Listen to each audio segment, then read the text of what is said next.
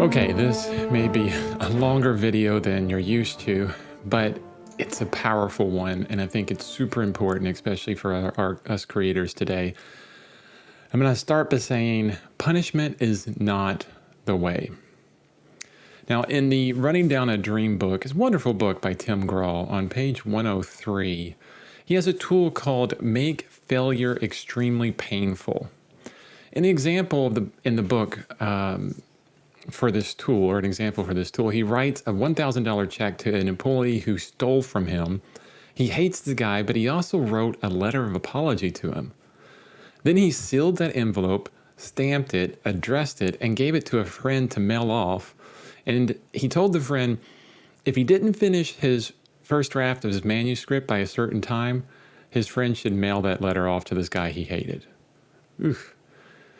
I mean, the thought of that letter getting mailed off was so painful to him that he worked like crazy and got the draft done. He created a situation where his core beliefs were on the line.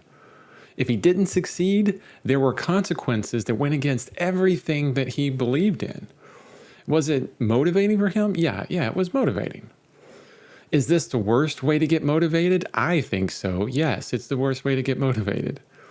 I mean, too often we use extreme punishment to give us the willpower we need to overcome a bad habit or even to start a new one. But what we're actually doing is making a clear distinction here. Like in Tim Grahl's example, a distinction between his core beliefs and the exact opposite. Or you could put it another way, a clear distinction between the pain of doing and not doing.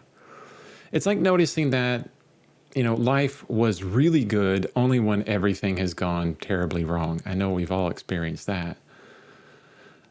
Also, too often we hear great achievement from others, and they only reach it through, going through the other side of misery and loss, this kind of thing.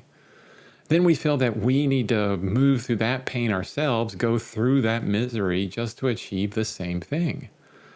It doesn't have to be that way. I mean, life already has its own negative consequences. We don't need to add more to it, right? So instead of passing through this negativity, let's just get right to the positive. We can do that. We can go right to the positive. For example, if I don't paint for years, I'm not a painter. The consequences are already built in. I don't need to add any more negative consequences, right? So I need to just paint, just get to it. So let's say you want to get back to drawing every day, okay? Or some creative habit. So you set some awful consequences for when you don't draw. You've created a real life game for yourself. It's a game. And within this game, you can stop anytime. And the game is based on punishment.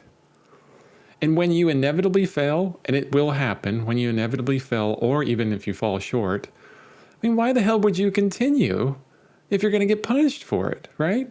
That's not positive. It's not going to help you to continue this, right? I mean, you're always doing the bare minimum just to avoid the punishment anyways. So you end up with mediocrity and a habit that you're supposed to love. Even more hatred is associated with it, with this habit when you don't measure up because you're going to punish yourself afterwards. There's no chance of longevity in this kind of situation. And in most cases, you'll end up resenting the practice if you continually punish yourself. Here's a wonderful example from zoofit.net. It's like a gazelle being chased by a lion. Okay, we all can picture that, right?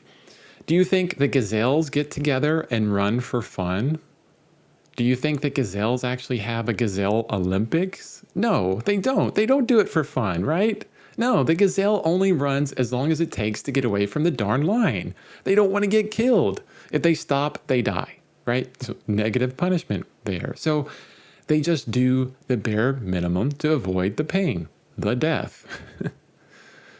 Even this is proven later in Tim Grahl's book, if you read it. And he talks about that the first draft that he wrote under the punishment circumstances, he didn't touch it for months and months and months after that. So back to you.